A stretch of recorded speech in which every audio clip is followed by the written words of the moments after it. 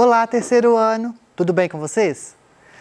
Eu sou o professor Vinícius, professor de Biologia da Rede Estadual de Ensino. Estou aqui hoje, junto com o nosso intérprete de Libras, Hermes. Oi, Hermes! Para a nossa primeira aula de Biologia do terceiro ano, onde iremos tratar sobre a primeira lei de Mendel. Na nossa aula de hoje, nós vamos explicar como a segregação dos cromossomos homólogos na meiose determina a separação dos alelos de um gene, representar, por meio de esquemas ou modelos, a separação dos cromossomos e dos alelos de um gene na meiose e compreender a herança monogênica. Para a gente iniciar, vou contar uma história de Mendel. Vocês já devem ter ouvido falar sobre Mendel. Ele é considerado o pai da genética. Mendel foi um monge austríaco que viveu no século XIX e ele é considerado o pai da genética pelos seus estudos e contribuições que ele fez para o ensino de hereditariedade sobre a transmissão das características hereditárias. Mendel, o sonho dele era ser professor de ciências da natureza, de ciências naturais. Ele chegou a sair do mosteiro e para cursar a faculdade, se não me engano, a faculdade de Viena, onde no exame final ele não conseguiu o seu certificado. Por quê? Ele tomou bomba, ele não conseguiu nota satisfatória em biologia. Acredita? Mas como que o cara não consegue nota satisfatória em biologia, é considerado pai da genética, que é a biologia que vai estar explicando? Então, ele conseguiu outras notas, física, química, matemática, mas a biologia não. Voltou para o mosteiro e aí, fazendo seus trabalhos, muito curioso, e sobre o conhecimento que ele tinha na precisão de elaborar pesquisas e dos seus métodos, porque ele chegou a cursar a Universidade de Ciências, ele ficou observando, querendo então saber essa transmissão dessas descendências, dessas características. Mendel, então, em 1857, ele iniciou seus trabalhos com as plantas de ervilha, ervilha de cheiro, pisum sativum, observando a transmissão hereditária de várias características.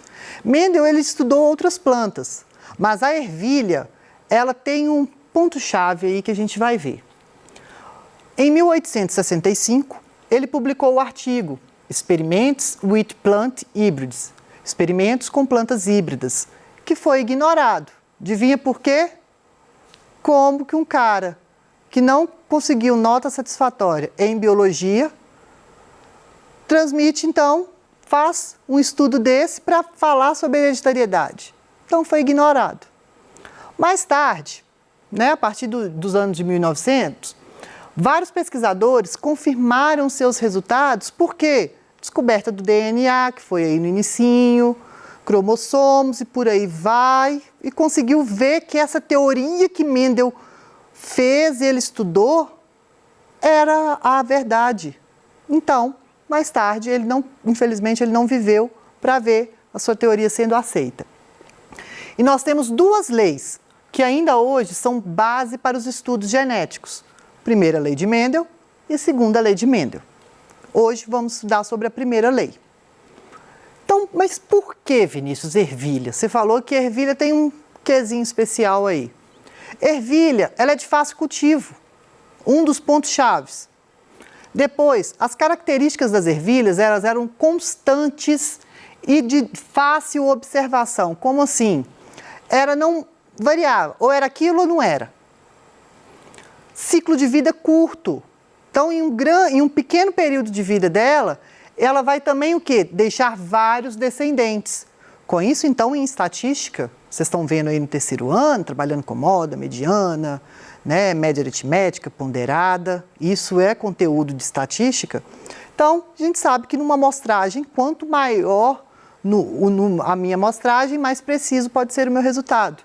Então, um grande número de descendentes. E de fácil polinização. As ervilhas de cheiro, elas só conseguem se reproduzir através da autofecundação. Como assim, Vinícius? Elas mesmas se fecundam. Nós vamos ver. Então, isso daqui é o porquê das ervilhas. Mendel, na sua pesquisa, ele observou 7 características de ervilhas para chegar em sua conclusão. Vamos lá. Primeira característica que ele observou foi a textura da semente. E ela pode ter as variáveis. Sempre tinham 2. Ou era lisa ou era rugosa. Depois, a cor. Ou era verde ou era amarela. A vagem, onde ficava as sementes. Ou é verde ou é amarela. A forma dessa vagem pode ser inflada ou comprimida. As pétalas das flores podem ser brancas ou violetas. A posição das flores ou era posição axial, que igual a gente está vendo na imagem, ou terminal. E a altura da planta, ou ela era alta ou era baixa. Olha como essas características, elas são de fácil observação. Você não precisava de ficar olhando assim, será que é um verde claro, escuro? Não, ou é verde ou é amarelo. Ou é lisa ou é rugosa. Não tem meio termo. Isso contribuiu muito para os estudos de Mendel. Então, como que Mendel fez? Lembra que eu falei da autofecundação? Então, a flor da ervilha está aqui. Ela vai ter a parte feminina e a parte masculina. O que vai acontecer? Ele tirou as anteras dessas flores, para que elas não se autofecundassem. Por quê? Como elas se autofecundam, ó, a flor ela é fechada. Eu esqueci de falar, ela é fechadinha. Ela só vai abrir para fazer essa autofecundação. Abriu, autofecundou, fechou de novo. Olha só que engraçado. Então ele, na hora que abriu, cortou aqui e pegou com o auxílio de um pincel, que fez o que a gente chama de polinização cruzada. Pegou o pólen, que é o gameta masculino, da flor branca, colocou aqui no gineceu da flor violeta. Pegou o pólen da flor branca e colocou então da flor violeta e foi para a flor branca. Isso é polinização cruzada. Então ele misturou, houve essa troca aí de informação e vê o que aconteceu. Adivinha? 100% dos descendentes eram ervilhas verdes. Que engraçado. Aí Mendel ficou lá pensando, gente, mas como assim? Eu tinha aqui ervilha bonitinha, troquei um com o outro, mas por que só deu verde, não deu nenhuma amarela para contar a história? Aí, a análise então dessas características, né, das características físicas da prole, só pode ser confirmada após 2 gerações, que vai fornecer então evidências de transmissão da hereditariedade de ambos os parentais que a gente fala, de ambas as flores, para aí a gente saber o que aconteceu. Não adianta eu só ter feito um cruzamento, ele ter feito cruzado e que, pronto, transmite assim. Não, com calma, devagar. Então vamos lá. Os primeiros experimentos de Mendel, ele envolveu cruzamentos monohíbridos, ou seja, ele envolveu uma característica apenas, estudou uma de cada vez, como essa característica se manifestava. E por ser híbrido, o que é híbrido? Não é um indivíduo que não vai ser puro, de linhagem pura, digamos assim? Então, isso é híbrido. A partir do momento que ele pegou o pólen da flor branca e fecundou a flor violeta, essa flor, então, essa planta já está... Os seus descendentes serão híbridos. Então, ó, e aí eu represento aqui, ó, por letras. Bzão, Bzão ou Bzão, Bzinho. O que acontece? Bzão, Bzão, eu estou mostrando que o meu indivíduo é de linhagem pura, porque são letras iguais, a gente vai ver o porquê. E quando eu tenho letras diferentes, uma maiúscula e uma minúscula, eu falo que então meu indivíduo ele é híbrido. E então, eu tenho o fenótipo, vamos guardando já alguns nomes. O meu fenótipo vai ser o quê? A característica que eu estou vendo. No caso aqui vai ser flor violeta. E o meu genótipo, que é aquilo que vai estar dentro do meu material genético, que vai estar dentro da minha célula. Tranquilo? Então, como que foi o cruzamento realizado por Mendel? Ele pegou o que a gente chama de geração parental, os pais. Linhagem pura, 100% homozigoto. O que é o 100% homozigoto? Letras iguais.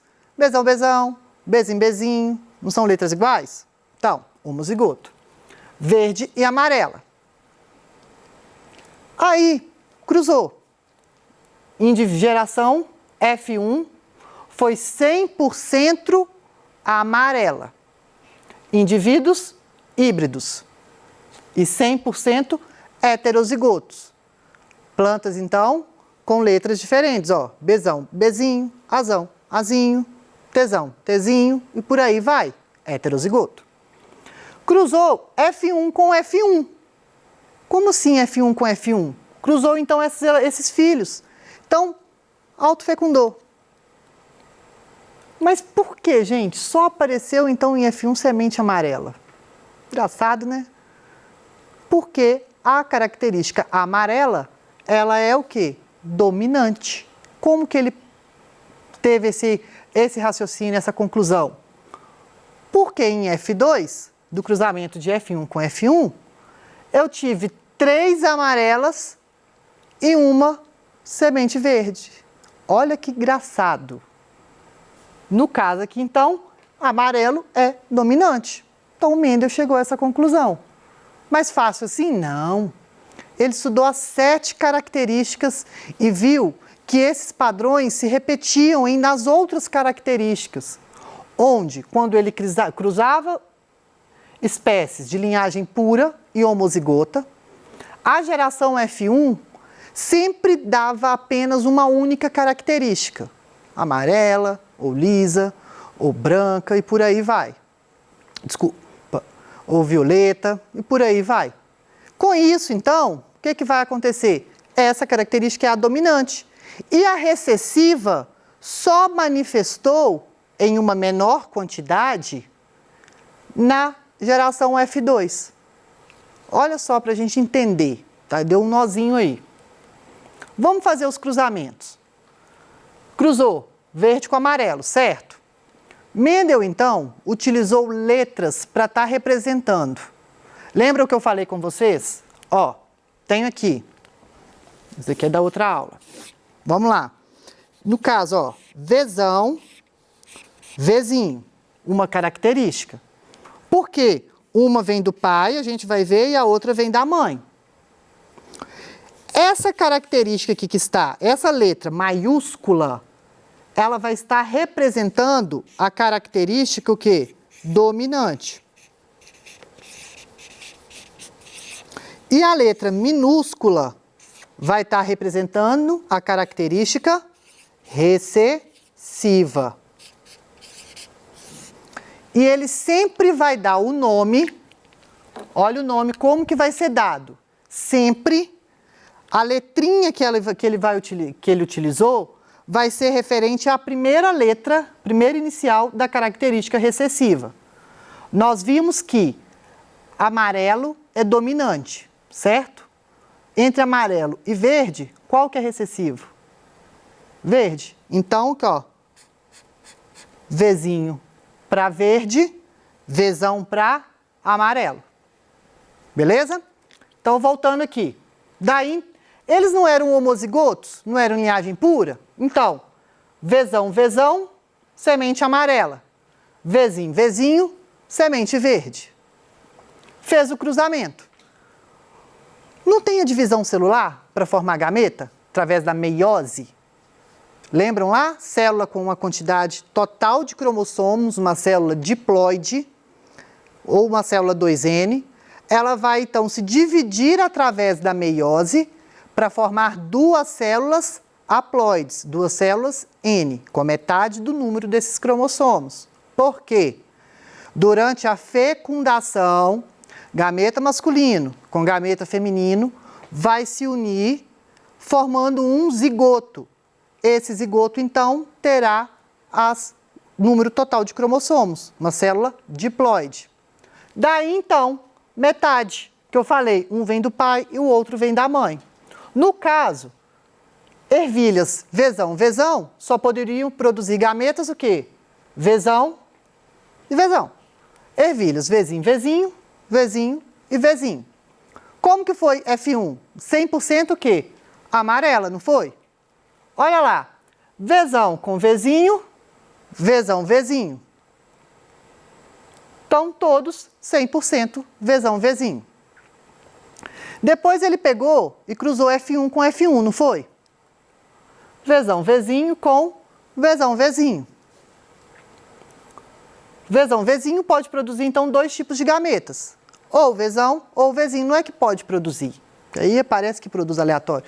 Na hora da separação, por elas estarem em cromossomos homólogos, vão estar, de um lado vem Vzão, do outro lado vem Vzinho. Para na hora da junção, ficar então os dois, que vai ser o que a gente chama de gene, a gente vai ver mais para frente. E aqui, ó, Vzão, Vzinho do mesmo jeito.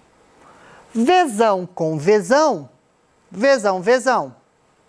Vzão com Vzinho, Vzão, Vzinho.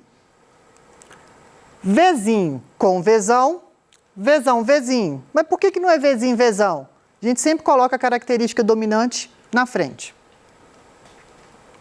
Vzinho com Vzinho, Vzinho, Vzinho. Reparem, olha, que para a característica recessiva aparecer, ela tem que estar em homozigose, que a gente fala. Ela tem que ser um indivíduo homozigoto.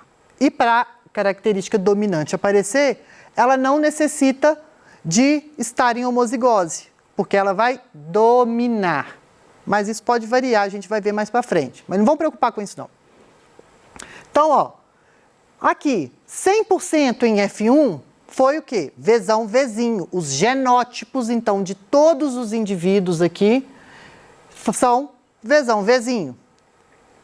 E o fenótipo, 100% amarelo. Quando eu perguntar genótipo, eu estou falando das letrinhas. Fenótipo, característica manifestada. Aqui embaixo, F2, 25% vai ser Vzão, Vzão. 50% Vzão, Vzinho. 25% Vzinho, Vzinho. Fenótipo, ó, não coloquei. 3 amarelas para uma verde. No outro slide tem. Eu posso estar representando isso através de um quadro, em vez de fazer aquelas ligações. Através do quadro de Punnett ou de Pinet. Coloco, então, de um lado, como se fosse o joguinho da velha, os gametas masculinos, do outro, gameta feminino. Cada quadradinho, então, faço o cruzamento, ó. Vzão com Vzão, Vzão, Vzão com Vzinho, Vzão, Vzinho. Vzão, Vzinho, Vzão, Vzinho, Vzão, Vzinho. Nesse quadrado aqui, nos quadradinhos mais claros, está F1. 100% Vzão, Vzinho. 100% ervilhas amarelas. Então, aqui, ó, genótipo, fenótipo. Só lembrando. Vamos fazer o cruzamento, então, de Vzão, Vzinho com Vzão, Vzinho. Coloco aqui, separo. Vzão em um quadradinho, Vzinho no outro. Vzão em um quadradinho, Vzinho no outro. Vzão com Vzão, Vzão, Vzão. Vzão com Vzinho, Vzão, Vzinho. Vzão, Vzinho, Vzão com Vzinho, Vzinho, Vzão, Vzinho. Eita! Calma. Vzinho com Vzinho, Vzinho, Vzinho. Agora vamos lá então para os fenótipos. Vai ser 25%, desculpa, o genótipo, ou 1/4, por que 1/4?